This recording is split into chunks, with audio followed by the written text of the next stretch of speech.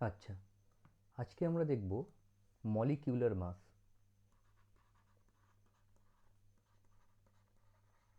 Molecular মাস বাংলায় কি? আণবিক ওজন।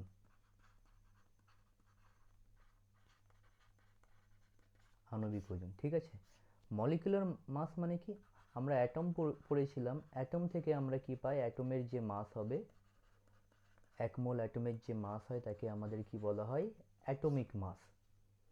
অ্যাটমিক মাস, অ্যাটম থেকে অ্যাটমিক মাস পাই।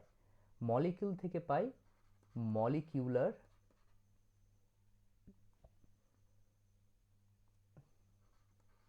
মলিকিউল থেকে কি পাই আমরা? মলিকিউলার মাস। মলিকিউল থেকে কি পাই? মলিকিউলার মাস, ঠিক আছে।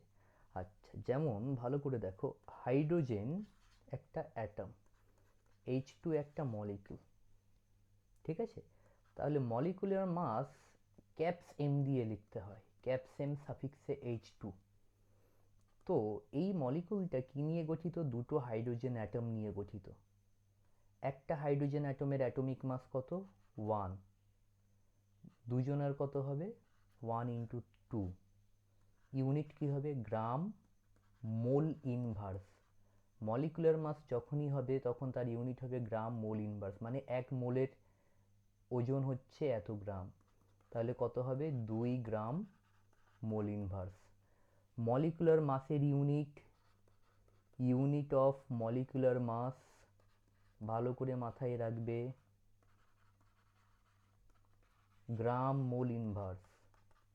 শুধু গ্রাম নয়, শুধু গ্রাম নয় কিন্তু, ঠিক আছে।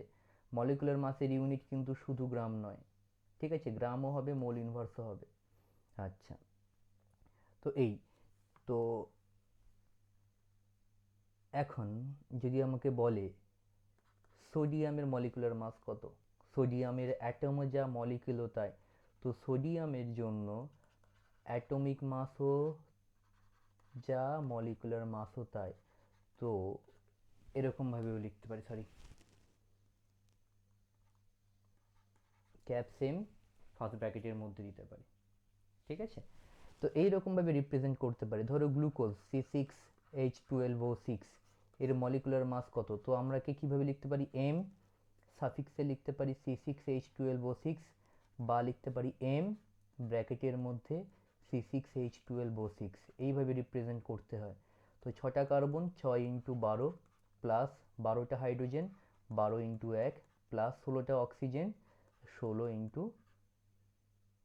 6টা অক্সিজেন আছে, 6 × 16। তাহলে এত gram mole inverse is equals to 72 plus 12 plus 96 gram mole inverse, 180 gram mole inverse. এটা হলো মলিকুলার মাস কার? গ্লুকোজের। তো এই রকমভাবে কি করতে হবে? আমাদের মলিকুলার মাসগুলো বের করতে হয়। তো মলিকুলার মাসগুলো জানার জন্য বা বের করার জন্য আমাদের কিছু কিছু জিনিসের অ্যাটমিক মাস যেটা কাজে লাগবে। হাইড্রোজেনের কত? 1। হিলিয়ামের কত? হিলিয়ামের তো যাই হোক, হিলিয়ামের আমাদের অ্যাটমিক মাস নিয়ে চেক আমাদের লাগবে না, হিলিয়াম দিয়ে কোনো কম্পাউন্ড কখনো হয় না। Hydrogen, helium, lithium, beryllium, boron, কার্বনের 6, কার্বনের 12, কার্বনের 12, নাইট্রোজেনের 14, অক্সিজেনের 16,